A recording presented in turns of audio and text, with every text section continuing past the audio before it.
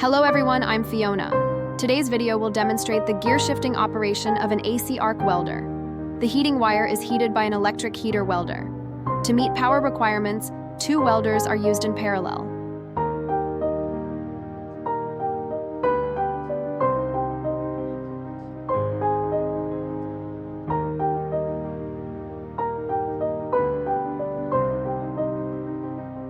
The AC welders have a total of 7 gear shifts. It is important to note that regardless of the selected gear, the gear position of both welders must be the same. The specific gear should be adjusted according to actual usage. When the welders are running at full power, they may produce a loud noise, which is normal.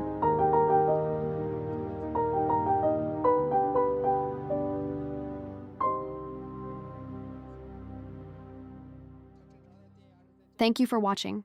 I'll see you in next video.